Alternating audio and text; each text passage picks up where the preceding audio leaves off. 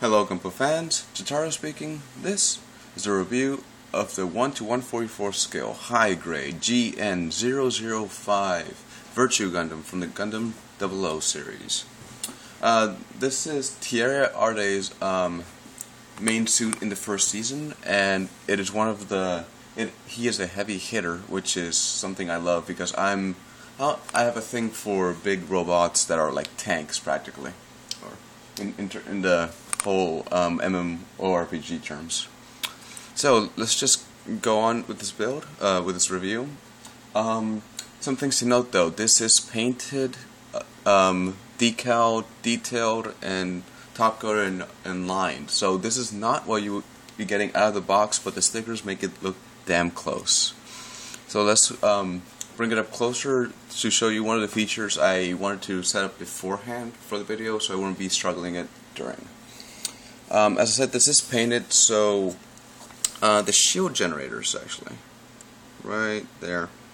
The shield generators, I painted the inside and the outside, and they can pop out just like in the show, but they are kind of difficult to get out even without paint. So this took me some struggling. It took me about like 3 minutes to get them all. I was doing a photo shoot actually. So here you see all detail. It's not really I guess well painted. You can see a little bit more of the yellow up here. There we go. And the top ones do open too.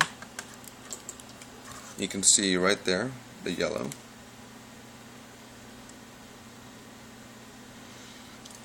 On the other side too. There we go. Let's just switch that out. See, you can see a lot more of the yellow there in the lining. And then down here they also open up. So that is a really cool feature, and it's actually one of my favorite ways to display him.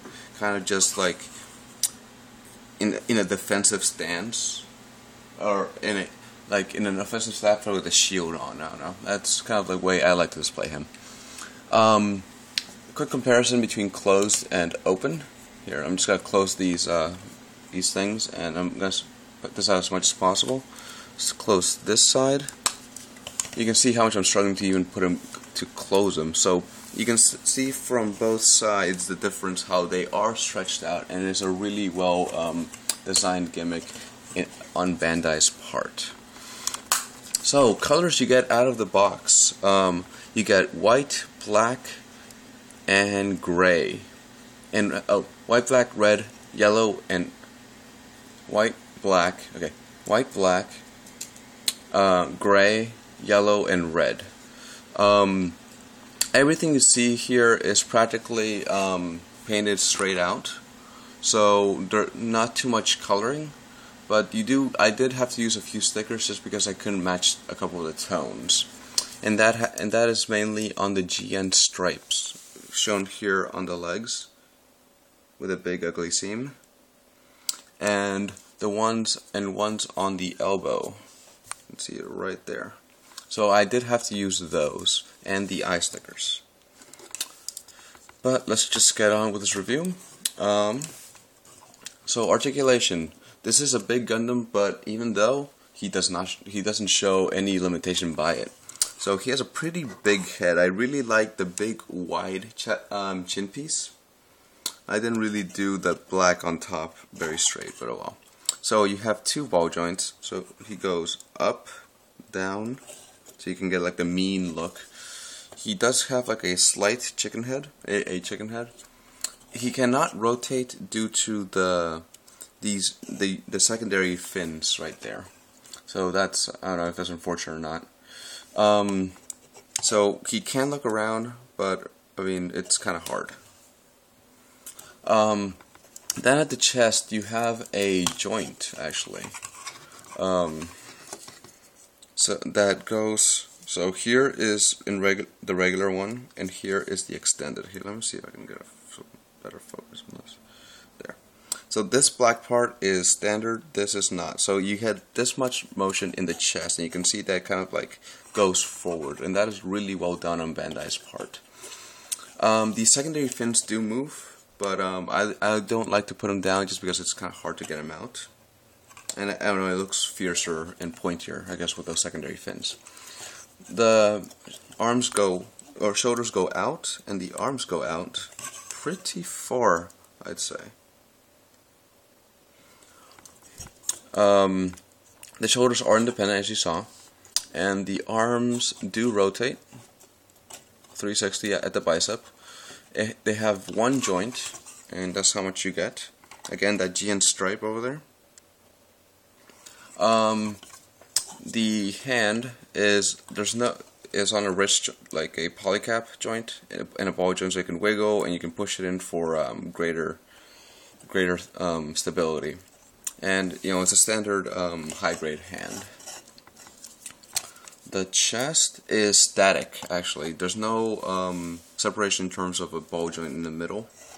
I think that was later on in the 00, in the second season of the 00. The chest can rotate 360. The way this is built is actually really weird.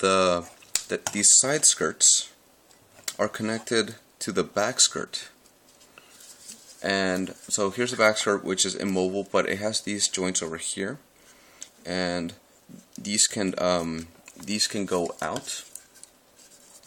The front skirt armor can go out all the way around, and the legs can go out that far, back until they hit the back skirt, front until you kind of, I'm trying to think if you can fiddle over it. Yeah, you can fiddle it over. So I mean, if you fiddle with getting the front skirt under the knee, you can get it like that, but otherwise you gotta be limited by that front skirt.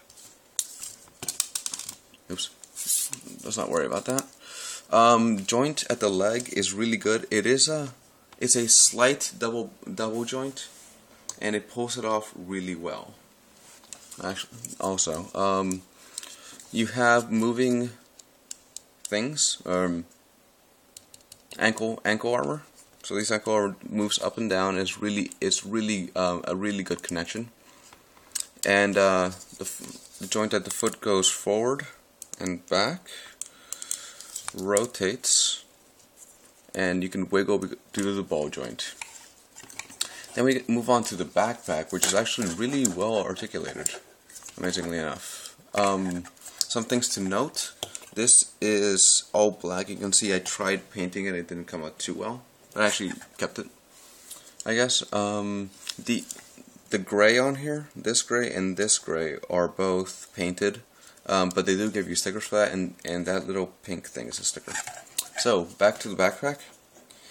This joint can rotate. It can go down and up here there's a polycop ball joint, so it can rotate and kind of like wiggle a little bit. Another feature in these that's really well executed is the GN cannons. Let's see if I can get them out without any help. Oh, come on. I can usually do it, and you saw one pop out earlier, so you know it's possible.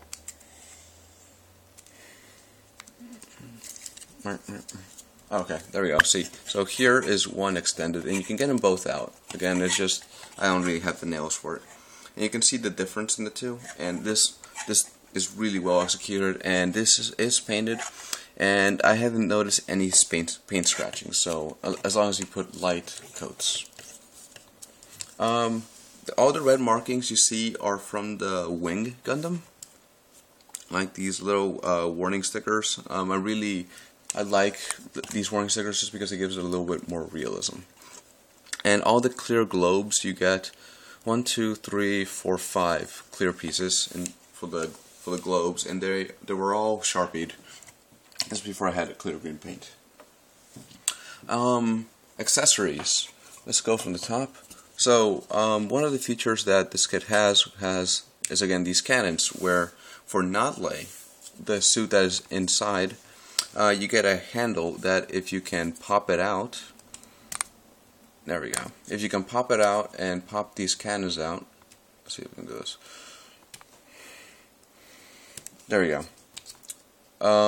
A I'm not sure if he can hold him. I'm not gonna try. Oh, sorry. I'm not sure if he can hold him, but Nodley can hold him. It will, and it does look pretty good. Moving down, we do have beam sabers hidden on the suit that are in the knee right there. Let's see if we can get this out. This is the one I usually take out. So you kind of have to like fiddle and get in there and just kind of slip it out, and it's really well done. Get the suit to like reach for it is kind of awkward though. I did do that shot in the photo shoot. It was kind of odd. So you do get a beam saber, and unlike Exia and I think the other mobile suits, this one comes with 2 clear pink beams. So you just put it on and put it on here. So with the big hitter, of course, where is his big weapon? And that is in the form of a bazooka. And I actually really like this bazooka, especially the colors. If you remember my Cerevi project, I converted the side cannons to look like this design, intentionally, of course.